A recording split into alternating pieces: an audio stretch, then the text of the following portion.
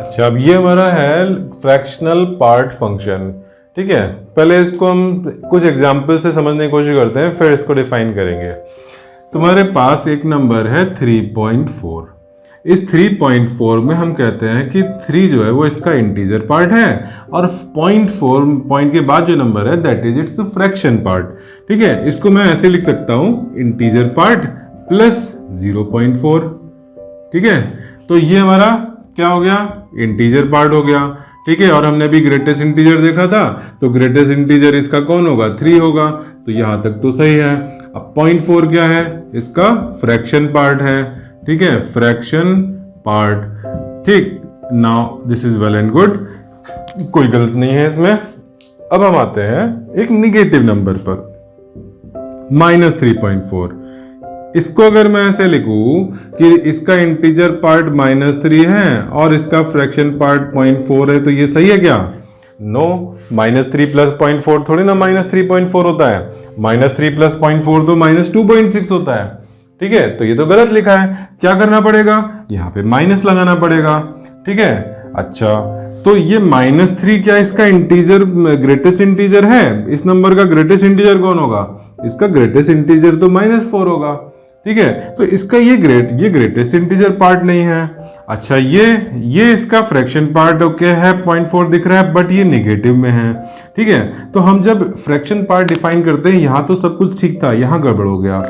तो यहां पर मुझे क्या करना पड़ेगा, मैं ये चाहता हूं मैं यहां पर ऐसे इंटीजर लिखूं कि यहां फ्रैक्शन पार्ट जो आए वो पॉजिटिव में आए। ठीक है, फ्रैक्शन पार्ट पॉजिटिव में आए और यहाँ पे निगेटिव में इंटीजर पार्ट आए। अब सोचो कि यहाँ पे मैं क्या क्या नंबर लिखूं, एक इंटीजर नंबर लिखूं और एक मैं फ्रैक्शन नंबर लिखूं, और फ्रैक्शन नंबर पॉजिटिव में लिख रहे हैं। ठीक है, तो इसके लिए एक तरीका यह है कि -3.4 का तुम ग्रेटेस्ट इंटीजर नंबर पे चले जाओ। कौन है -3.4 का ग्रेटेस्ट इंटीजर? तो उसके बिलो अगर मैं नंबर लाइन पे प्लॉट करूं, -3.4 प्लॉट किया, ऊपर कहीं 0 रहा होगा, 0 से नीचे आया -1 आया, फिर -2 आया, फिर -3 आया, और -3 के बाद नीचे जाके -4 आया, बीच में -3.4। तो ग्रेटेस्ट इंटीजर इसका कौन है? इसके बिलो जो इंटीजर्स है उनमें ग्रेटेस्ट यानी -4। तो मैंने यहाँ पे -4 लिख दिया। अब -4 में हमको कुछ ऐड करके ही तो ये 0.4 मिलेगा। -4 में मैं कितना ऐड करूं तो मुझे -3.4 पे पहुंचूंगा। तो आंसर तुम लोग खुद ही देख सकते हो कि -4.6 करोगे तो -3.4 मिलेगा। अब ये हमारा सही से डिफाइन हुआ। ठीक है, तो ये कौन है? ये ग्रेटेस्ट इंटीजर नंबर है। ये कौन है? ये इसका फ्रैक्शन पार्ट है। तो अब मैं फ्रैक्शन पार्ट फंक्शन जो है वो ऐसे डिफाइन कर रहा हूं जो कि पॉजिटिव और नेगेटिव दोनों नंबर के लिए फिट होगा। अच्छा, तो हमने जो डिस्कस किया उसके बेसिस पे कह सकते हैं कि अगर ये कोई गिवन नंबर है x, ठीक है, उस x नंबर को हम ऐसे लिख सकते हैं कि उस x को एक तो उसका ग्रेटेस्ट इंटीजर पार्ट, ठीक है, सिंबल इसका ग्रेटेस्ट इंटीजर का ये हो गया, प्लस उसका fractional part. Fractional part function को हम कर्ली ब्रैकेट से शो करते हैं। तो given number can be written as sum of the fractional part plus its sum greatest integer plus its fractional part. ठीक है, given number equal to the greatest integer part plus fractional part. अब ये देखो कि fractional part को define करना हो तो हम कैसे करेंगे फ्रैक्शनल पार्ट को? तो यहीं से हमें डेफिनेशन मिल जाएगी, इस ग्रेटेस्ट इंटीजर को लेफ्ट साइड में ले जाओ। तो this is x minus greatest integer x। ठीक है, जरा इसको अप्लाई करके देखते हैं। मुझे सपोज x की वैल्यू 3.4 दे रखी है, तो मुझे क्या चाहिए? मुझे फ्रैक्शनल पार्ट चाहिए। फ्रैक्शनल पार्ट x के लिए पहले x लिखेंगे 3.4 माइनस ग्रेटेस्ट इंटीजर लिखेंगे। तो ग्रेटेस्ट इंटीजर ऑफ 3.4 कितना होता है? 3 होता है। तो 3.4 माइनस 3 क्या हो गया? 0.4। करेक्ट आया फ्रैक्शन पार्ट 0.4। अब नेगेटिव नंबर पे चेक कर लो, x इज इक्वल टू -3.4। ठीक है, इस नंबर के लिए अगर हम लिखें -3.4 का greatest integer sorry fractional part क्या होगा, तो पहले तो वो नंबर खुद लिखना पड़ेगा। ये देखो यहाँ पे वो नंबर खुद कितना है? -3.4 है। और फिर माइनस ग्रेटेस्ट इंटीजर कितना है? तो ग्रेटेस्ट इंटीजर -3.4 का सोचो, अभी हमने डिस्कस कर रखा है, तो ये हो जाएगा -4। ठीक है, माइनस माइनस क्या हो गया? +4 हो गया। 4 माइनस 3.4 व्हाट इज दिस? 0.6। ठीक है, समझ में आ गया सबको? 0.6 दिस इज द आंसर। यहां पे भी यही था फ्रैक्शनल पार्ट। ठीक, fractional part is this and integer part is this. ठीक, तो ये हमारा फ्रैक्शनल पार्ट का डेफिनेशन हुई। अब देखो इसका ग्राफ बनाते हैं कि ग्राफ कैसा बनेगा। हाँ तो बच्चों अब हमें ग्राफ बनाना है फ्रैक्शनल पार्ट फंक्शन का। तो सबसे पहले इसकी डेफिनेशन देखो, हमने ये भी लिखी है। फ्रैक्शनल पार्ट फंक्शन कैसे डिफाइन है, x minus greatest integer x। ठीक है, तो मैं एक काम कर रहा हूँ, पहले डिफरेंट रेंजेस में हम इसकी वैल्यू लिखते हैं। ठीक है, और एक चीज ध्यान दो, हम लोग जब भी ग्राफ बनाते हैं तो अगर हमें ग्राफ नहीं पता, हमें शिफ्टिंग नहीं समझ में आ रही है, तो हम क्या करते हैं, टेबल बनाते हैं। ठीक है, टेबल में हम x की वैल्यूज लिखते हैं और उधर हम y की वैल्यू लिखते हैं। बट यहाँ पे थोड़ा सा डिफरेंट है, यहाँ पर हम टेबल में क्या लिख रहे हैं, x की इंटीजर वैल्यू पर तो हमने वैल्यू लिखी है और बीच की रेंज में हमने रेंज लिखी है। ठीक है, when x is equal to -2, तो सोचो कि x तो हो गया -2 और -2 का ग्रेटेस्ट इंटीजर नंबर क्या होता है, तो जब भी कोई इंटीजर नंबर होगा तो greatest integer will be itself यानी -2। ठीक है, तो x -2 माइनस -2 क्या हो गया, वैल्यू आ गई 0। ठीक है, तो यहां पर तो हो गई 0 वैल्यू। फिर दूसरे इंटीजर वैल्यू पे जाते हैं -1, तो -1 पे भी ऐसा ही होगा कि जो greatest integer value of -1 will be -1, तो -1 माइनस -1 0 हो गया। तो जो भी इंटीजर नंबर्स हैं वहां पे क्या हो रहा है, वहां पे फ्रैक्शनल पार्ट 0 है। ठीक है, ये तुम कॉमन सेंस से भी समझ सकते हो, ये केवल फॉर्मूले से ही नहीं देखना है कि कोई भी इंटीजर है तो उसमें डॉट के बाद डेसिमल के बाद तो 0 है, तो fractional part of every integer number is 0। ठीक है, अच्छा अब बात आती है कि जो बीच में नंबर्स हैं इंटीजर्स के बीच में, जिनमें कि डेसिमल में कुछ पॉइंट्स होंगे, तो वहां पर क्या करना है, तो वहां पे जरा मैं लिखता हूं -2 एंड -1 के बीच में नंबर है। ठीक है, ये हमारा नंबर लाइन है, ये 0 ले लेते हैं। मैं यहां पर नीचे आ जाऊं -1 -2, नंबर कहां लाई कर रहा है, बिटवीन -1 एंड -2। इनके बीच में जो नंबर्स होंगे उनके लिए ग्रेटेस्ट इंटीजर वैल्यू क्या होगी, इन नंबर्स की ग्रेटेस्ट इंटीजर, इनके नीचे वाले नंबर्स में ग्रेटेस्ट यानी -2। तो इस रेंज में ग्रेटेस्ट जो भी नंबर लाई करेगा उसका ग्रेटेस्ट इंटीजर हो जाएगा -2। तो मैं यहां पे क्या करूं, x माइनस -2 विच इज, ये हमारा y लिख रहे हैं हम, which is equal to y that is greatest sorry fractional part of x।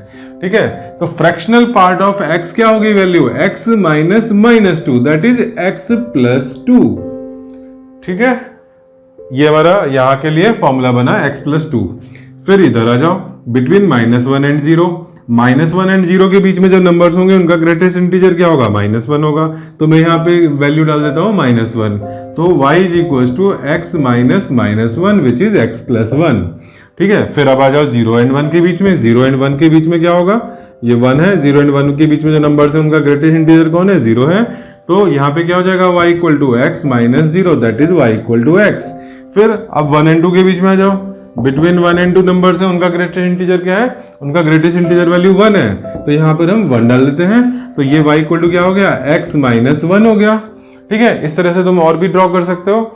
अब हम आ जाते हैं अपने ग्राफ पर। ठीक है, ये ग्राफ में हम पहले ड्रॉ कर रहे हैं y इक्वल टू, पहले मैं x का ग्राफ बनाता हूं, फिर उसके बाद हम ये मॉडिफिकेशंस करेंगे। ठीक है, मैंने यहाँ पर पहले तो नंबर प्लॉट कर दिए, 1 2 3, ये क्या है, x एक्सिस है, इधर कर दिया, ये 0 है, -1 है, -2 है, -3 है। ठीक है, अच्छा y इक्वल टू x का ग्राफ मैं रेड कलर से बना देता हूँ, ये हमारा रफ ड्राफ्ट है, रफ ड्राफ्ट बोलो या रफ ग्राफ। ठीक है, ये हमारा y equal to x line है, y equal to x line है। ठीक है, y इक्वल टू x। अच्छा मैं यहाँ पर जरा ये इंटीजर्स पर एक पार्टीशन ड्रॉ कर दे रहा हूँ। ठीक है, ये हमारे ग्राफ का पार्ट नहीं है, ये समझ लो कि ग्राफ पेपर पे जैसे लाइन ड्रॉ होती है वैसे मैंने लाइन ड्रॉ कर दी है।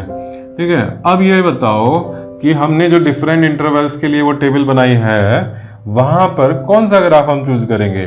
पहले x इज इक्वल्स टू -2 लेते हैं, x इज इक्वल्स टू -2 पे ग्राफ की वैल्यू क्या होगी, 0 होगी। 0 यानी कि ये खुद ये पॉइंट मैंने यहाँ डॉट लगा दिया। ठीक है, x इज टू -2 पे 0 ले लिया, x इज टू -1 पे 0 ले लिया।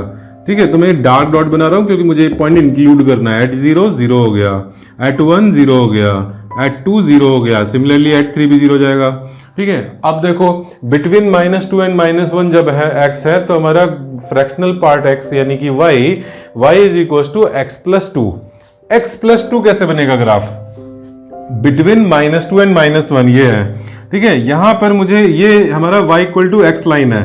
ठीक है, मैंने बहुत हल्के से बनाया है, this is y equal to x line, y equal to x line में मुझे +2 करना है। तो तुम्हें याद है ट्रांसफॉर्मेशन क्या था, y equal to f x में अगर मैं बाहर 2 ऐड कर देता हूं तो एफ एक्स का जो भी ग्राफ है उसमें 2 यूनिट्स किधर शिफ्टिंग करनी है, अपवर्ड, यानी कि इसको मैं 2 यूनिट्स अपवर्ड शिफ्ट कर दूं।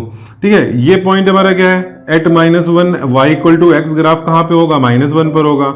अब इस पर मैं 2 यूनिट्स ऊपर ले जाऊं तो कहाँ जाएगा ये पॉइंट, जो वैल्यू -1 है उसमें 2 यूनिट ऐड कर दिए तो +1 पे पहुंचेगा। तो ये 2 यूनिट्स अपवर्ड शिफ्ट होकर कहां पहुंच गया, +1 पे पहुंच गया। और ये कहां है, ये -2 है, ठीक है ना। ये ग्राफ हमारा y इक्वल टू -x का ग्राफ है, तो at x is equal to -2, sorry y equal to मैंने प्लस लिखना था, y इक्वल टू x का ग्राफ है ये, y इक्वल टू x का ग्राफ में at x is equal to -2, ये ग्राफ कहां पर है, -2 पर है। अब उसमें मुझे +2 की अपवर्ड शिफ्टिंग करनी है, तो -2 से +2 अपवर्ड शिफ्टिंग 0 पहुंचेगा, तो ये 0 हो गया।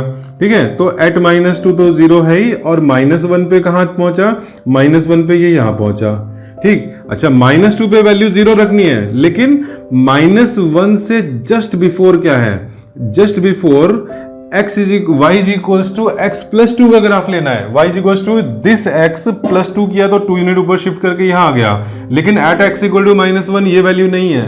Eight x is equals to -1 तो हमें ये 0 रखनी है, तो यहां पे हम कैसा लगा दे, ब्लैंक डॉट लगा दिया। ठीक है, समझ में आया। ये एक बार फिर से एक्सप्लेन करें, एक बार फिर से देखो, मुझे बिटवीन दिस इंटरवल ग्राफ बनाना है y equal to x plus 2 का। y equal to x plus 2 का ग्राफ कैसे बनता है, y इक्वल टू एक्स के ग्राफ को 2 यूनिट्स अपवर्ड शिफ्ट करके बनता है।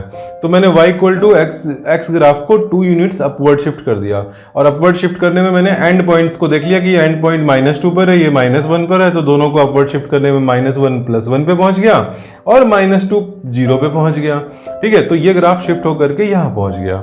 अब इसको शिफ्ट करना है, ये बिटवीन -1 एंड 0 कैसा है, -1 एंड 0 के बीच में y equal to x plus 1 है, y equal to x plus 1 यानी कि +1 यूनिट अपवर्ड शिफ्ट। इसको 1 यूनिट अपवर्ड शिफ्ट करोगे तो क्या होगा, जो -1 पे वैल्यू है वो हो गई 0 पर। ठीक है, ऐसा हो गया 0 पर 0 है। ठीक, तो 0 पर मुझे यहां पे कैसा बनाना है, ब्लैंक डॉट बनाना है। फिर बिटवीन 0 एंड 1 देखो, बिटवीन 0 एंड 1 क्या करना है, 0 एंड 1 के बीच में y इक्वल टू एक्स लेना है। तो y इक्वल टू एक्स, तो ये रेड वाला लाइन है ही, तो वही ले लिया हमने। ठीक है, और फिर यहाँ पे अगेन फिर ब्लैंक डॉट बन गया। क्यों, क्योंकि x इज इक्वल टू 1 पर मुझे ये ग्राफ नहीं चाहिए, y इक्वल टू एक्स नहीं चाहिए, x इज इक्वल टू 1 पर मुझे 0 चाहिए, तो यहाँ पे 0 पे मैंने डार्क डॉट बना दिया। बिटवीन 1 एंड 2 में graph y equal to x -1 है, यानी y इक्वल टू एक्स के ग्राफ को 1 यूनिट डाउनवर्ड शिफ्ट करना है। इसको डाउनवर्ड शिफ्ट करोगे तो ये ऐसे आ जाएगा।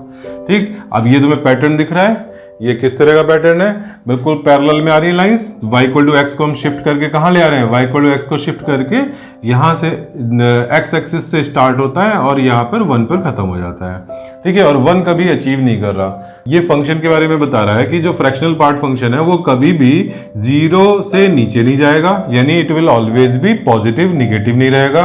एट इंटीजर 0 रहेगा, और at any other positive integer क्या होगा, ये हमारा 1 से ऊपर नहीं जाएगा, हमेशा ये 0 और 1 के बीच में ही लाई करेगा। ठीक है, y एक्सिस पर ये वैल्यू क्या है, ये 1 है, ये 0 है, 0 और 1 के बीच में ही पूरा लाई कर रहा है। ठीक है, तो fractional part function is always positive, it always lies between 0 and 1, and at integers they attain value of 0। ठीक है, अब नोट कर लो इसको। अच्छा, अब हम लास्ट देख रहे हैं, लीस्ट इंटीजर फंक्शन। इसके लिए सिंबल हमने क्या लिखा था, ये हमने स्क्वायर ब्रैकेट बनाया बट उसको कंप्लीट नहीं किया था। ठीक है, दिस इज द सिंबल। अब यहाँ पे देखो, इसकी डेफिनेशन मैं तुमको ना भी बताऊं ना, तो तुमको जैसे मैंने ग्रेटेस्ट इंटीजर में समझाया था, बिल्कुल उसी तरह से तुम लोग यहाँ पर भी कर सकते हो। कैसे, देखो मैंने तुम्हें एक नंबर लाइन बना दी, 0 1 2 3 4, नीचे -1 -2 -3 -4। ठीक है, इस तरह से मैंने नंबर लाइन बना दी। अब मैं तुमसे पूछ रहा हूँ कि बताओ, एक नंबर मैंने लिया, क्या ले लिया, चलो यहाँ पे ले लेते हैं 1 पॉइंट ले लेते हैं। ठीक है, मैंने ले लिया 1.9। ठीक है, इसका लीस्ट इंटीजर मुझे डिफाइन करना है। तो इसके अगर मैं 1.9 के बिलो में जो इंटीजर्स हैं उनको देखूं, तो उन इंटीजर्स में लीस्ट कौन होगा, उनमें लीस्ट तो माइनस इन्फिनिटी होगा। तो ऐसे अगर मैं 1.9 के अलावा कोई और नंबर ले लूँ, 3.4 ले लिया, उससे बिलो तुम इंटीजर जाओगे, लीस्ट देखें तो कौन होगा, माइनस इन्फिनिटी, सबके लिए माइनस इन्फिनिटी। तो ऐसे फंक्शन को डिफाइन करने का क्या फायदा। तो हम लोग क्या करेंगे, हम लोग उसके ऊपर जो इंटीजर्स हैं उनमें लीस्ट देखेंगे, ठीक है। जो नंबर गिवन है उसके ऊपर जितने इंटीजर्स हैं उनमें लीस्ट, ठीक है। तो 1.9 के ऊपर वालों में लीस्ट कौन हो गया, बोलो 1.9 के ऊपर के इंटीजर्स में लीस्ट कौन हुआ, 2 हो गया, ठीक है। -1.9 ले लो, अब बताओ जरा, -1.9 कहां पे लाई करेगा, -1 और -2 के बीच में, कहां पे, -2 के बहुत पास में लाई करेगा, -1.9, ठीक है। -1 से नीचे जाओगे तो -1.1, -1.2, ऐसे 1.9 बहुत -2 के पास में। अब इसके ऊपर वालों में लीस्ट कौन है, -1 है, तो -1 हो गया। अच्छा, कोई इंटीजर नंबर हो तो यहां पे इंटीजर में भी लीस्ट इंटीजर नंबर वो खुद होता है, ठीक है। यानी कि least integer function integer value के लिए वो खुद होता है, चाहे माइनस में हो चाहे पॉजिटिव में हो, ठीक है। और 0 हो तो भी, 0 का भी ग्रेटेस्ट इंटीजर कौन हो गया, सॉरी लीस्ट इंटीजर कौन हो गया, 0 हो गया, ठीक है। तो least integer of every integer is itself but for any other number, तो तुमको ये देखना है कि उसके ऊपर के इंटीजर्स में लीस्ट कौन है, ठीक है। चलो इसको नोट करो, फिर हम लोग इसके ग्राफ को डिस्कस करते हैं। अच्छा, इसका ग्राफ देखो कैसे बनेगा, किसका, y = लीस्ट इंटीजर फंक्शन का। लीस्ट इंटीजर फंक्शन को हम कैसे डिफाइन कर रहे थे भी, तो उस नंबर के ग्रेटर नंबर्स में जो लीस्ट नंबर है, तो 0 और 1 के बीच में नंबर्स लाई कर रहे हैं। 0.5 के ऊपर जो नंबर्स हैं उनमें लीस्ट कौन है, 1, 0.6 1, ठीक है। तो यहां पे जितने भी नंबर है सबके लिए कौन है, 1, तो मैं इन सब के लिए क्या बना दूं, 1 पे बना देता हूं ग्राफ, ठीक है। अच्छा, 0 पे क्या होगा, 0 पे 0 होगा तो उसको डार्क कर दिया, 1 पे क्या होगा, 1 पे 1 होगा तो उसको डार्क कर दिया, ठीक है। अच्छा, अब 0 एंड -1 के बीच में आ जाओ। 0 और -1 के बीच में जो नंबर्स हैं, -1.1, -0.2, इन सब नंबर्स में ग्रेटेस्ट, इन सबसे ग्रेटर इंटीजर्स में लीस्ट कौन है, तो 0 है। तो यहाँ पे क्या हो जाएगा, 0 पे हो जाएगा। और फिर जब -1 पे पहुंचे तो -1 पे उसको -1 रखना है, तो यहाँ पे इसको ब्लैंक डॉट कर दो और -1 पे उसको डार्क डॉट कर दो, ठीक है। तो एट -1 क्या हो गया, 0 हो गया, सॉरी -1 हो गया। एट, अब इधर जरा आ जाते हैं, अब तुमको पैटर्न तो समझ में आ गया होगा, ठीक है। यहाँ पे ब्लैंक डॉट बना देते हैं, जहां पर भी कोई दो ग्राफ अगर साथ में आ रहे हों तो उसमें तुम्हें क्लियरली बताना पड़ता है कि वहां वैल्यू कौन सी वाली होगी। तो एक डार्क होगी, डार्क डॉट है, और एक ब्लैंक डॉट, ठीक है। अब ये हम लोग आगे चल के देखते हैं, 1 से आगे, 1 और 2 के बीच में। तो ये जो नंबर्स हैं इनके ग्रेटर वालों में लीस्ट नंबर कौन है, 2 है, तो यहाँ पे वैल्यू 2 पर ले जाओ, ये 2 हो गया। और तुम्हारा 1 पर तो ये हमने इंक्लूड कर रखा है, तो इसको ब्लैंक कर दो। और एट 2 क्या होगा, एट 2 पर 2 ही होगा, तो यहाँ पे मैंने 2 लिख दिया, ठीक। तो ये हमारा इस तरह से, अब तुम्हें पैटर्न दिख रहा होगा कि क्या करना है, ठीक है।